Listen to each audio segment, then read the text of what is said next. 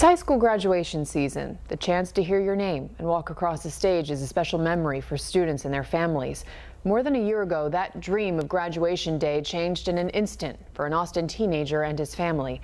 KVU's Molly Oak has their story.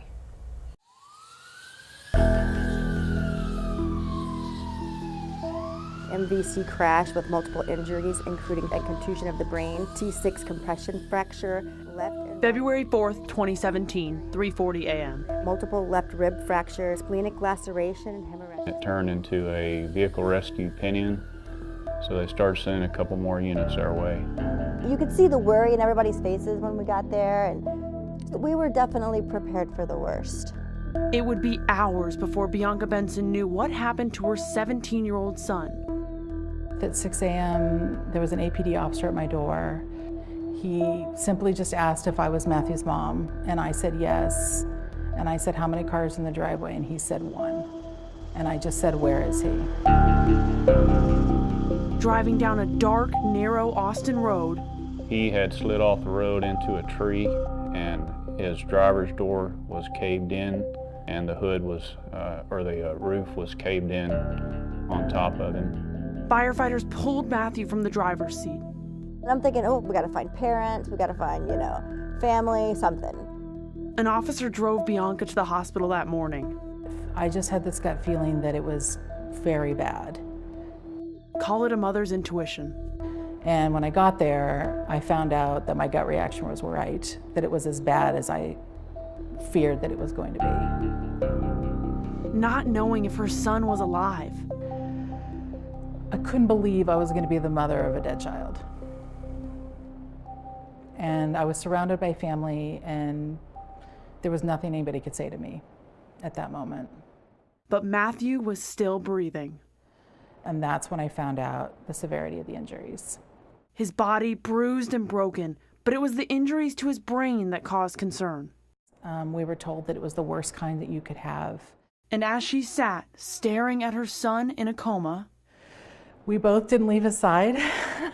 So we refused to leave, basically, the hospital. We didn't leave.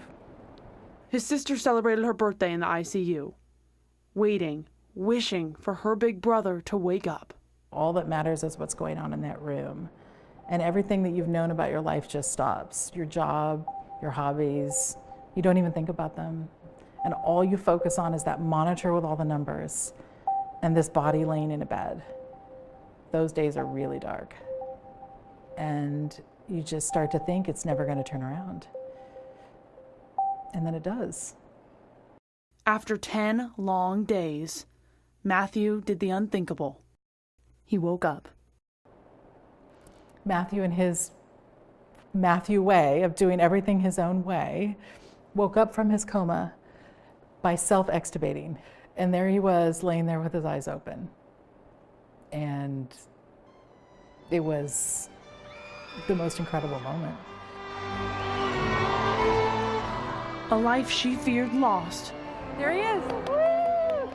Replaced with promise. I am very pleased to welcome you to Westwood High School's 36th annual commencement ceremony. After weeks in the ICU. Seniors, please join me in thanking your parents and family members who have supported you throughout your educational career. And months of playing catch-up in school.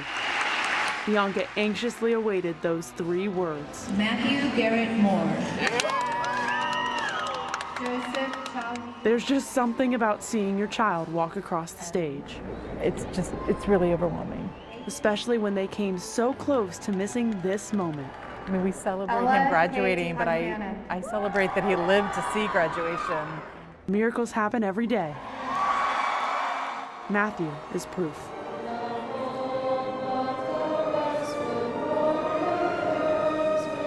A Westwood Warrior. How fitting.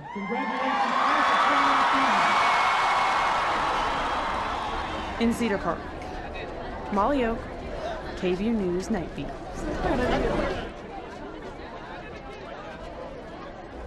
That is one proud mom. And Matthew will attend college in the fall.